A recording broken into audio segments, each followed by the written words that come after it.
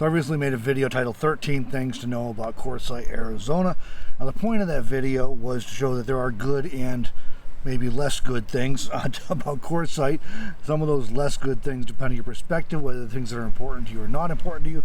My point was that I think Quartzsite often gets overhyped and painted out to be some kind of unicorn and rainbow location. I don't think that's the truth. But despite the fact that I mentioned good and bad, the unpleasant or bad things in that video may have weighed out the pleasant or good things. But again, like I said, I was trying to show that it's not all perfect, and just so people who are thinking about coming here for the first time are kind of prepared and have an idea what to really expect realistically.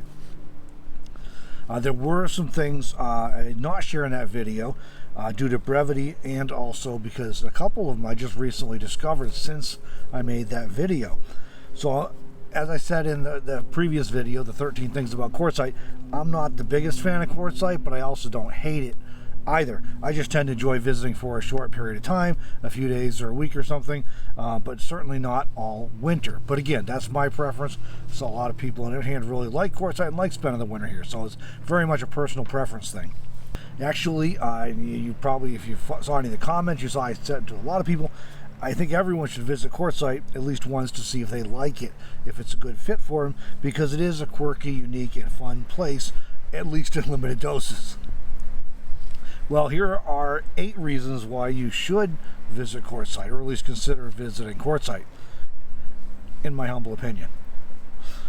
So first up, Quartzsite, like I said a minute ago, is quirky, unique, and fun. It is probably different from most places you visit when you're on vacation or when you're traveling. So that makes it worth experiencing in my book, because I always like to go places that are different and unique.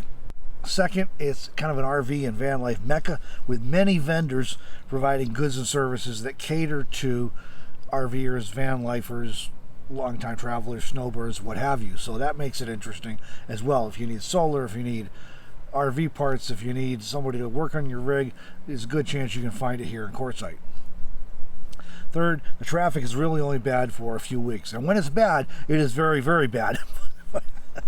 But it's not always like that. It's kind of like the second half of January, basically. So if you come before that or after that, not a problem. If you're somebody who's not bothered by traffic that rivals Sedona in the fall and the spring, or Cape Cod in the summer, those are a couple of good examples that come to my mind from places I've been during peak tour seasons. It may not bother you anyway, but if you don't like crazy traffic, just come before the middle of January or after the end of January. So basically there's about a 2-week window when it's really crazy, and even at that there's a few days when it's the worst. And I think this past weekend was the worst for this year. Rice Ranch was completely full. I was at Rice Ranch in Quartzsite last week to be close to the RTR. They were completely filled over the weekend, but as of today, it's already, recording is on Tuesday, it's already starting to thin out a little bit. A lot of people there still, but it's thinning out a little bit, and the traffic on the major intersections is a little better today than it was over the weekend as well, so it doesn't last long. Number 4, LTVAs, that is long-term visitor areas. There are 4 here in Quartzsite, and another one down by Yuma. I think another one over by Blythe, California. The one in by Yuma is actually in Winter Haven, California, across the line. But there's 6 or 7 of them, and you can camp for up to 7 months for $180. That's from like September 15th to April 15th. You'll never catch me here in September. You'll never catch me here in April because it's so hot, but some people do. But you can come early or late and have the place to yourself, but it's hot. But you can do that. You can also come for a while, leave during peak season, and come back. Now also, I have discovered coming here to the LTVA for a couple of years now that the culture on the LTVAs, at least the ones up here in Quartzsite, is more friendly and respectful than what you find for a culture on some of the free areas in the around this region. So that's something to be aware of too, that they might be worth paying for. You not only get dumpsters, an RV dump at LTVA South and the La Posa South, and technically freshwater fill at La Posa South, which I've mentioned before I wouldn't use, but if you want to, you can. So you not only that, but you get a more friendly culture. All right, number 5, there are tens of thousands, really hundreds of thousands of people with similar lifestyle interests. And that can be fun, especially if you're used to being scattered across the country, used to being a nomad, or you know, in places where it's not very socially acceptable. It can be nice to be in a place where nobody thinks you're weird because you're living in a vehicle, even if it's a van or something. You just fit right in. Number 6, social opportunities, if you're into such things. I'm not. I work full-time plus, and by the time I'm done working for the day, it's dark and I'm a pumpkin. I'm ready to chill and then go to bed. But if you're into social things, I know a lot of people are, Quartzsite's a great place to experience that.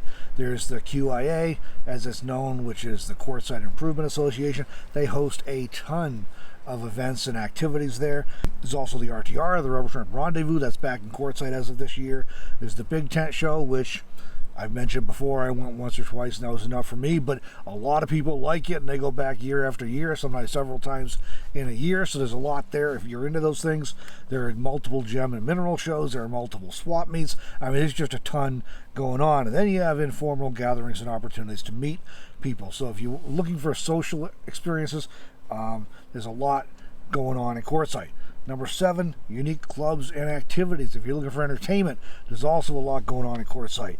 There's an RC flying club in Quartzsite. Just learned about that just the past couple of weeks. And then I also found they have an RC track where people can race around radio-controlled vehicles with some fun obstacles and things on it. There's even a metal detecting club right in Quartzsite, and these 3 things are all right at the Quartzsite Town Park. But of course, there are other metal detecting clubs in the area and prospecting clubs as well. Number 8, the weather can be cool and unpleasant at times in Quartzsite, particularly in December and January, but it's better than in many areas in the country. My granddaughter called once I guess it was last month. It was kind of yucky here, cool and damp and windy, and she asked how the weather was, and I told her, and I did not get any sympathy because she was standing at the bus stop waiting for her bus, and it was 10 degrees that morning. A few days ago she called and it was 5 degrees with a real feel of -5 there. So it can definitely, I mean, Quartzsite, even when it's cold, is probably going to be better than a lot of other places in the country.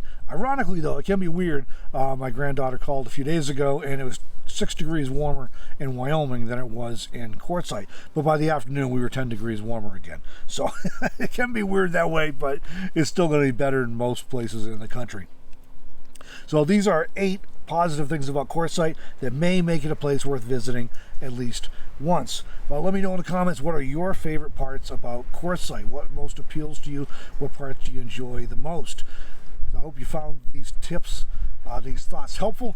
Let me know in the comments. And again, thanks for joining me for this video. We'll catch you in the next one.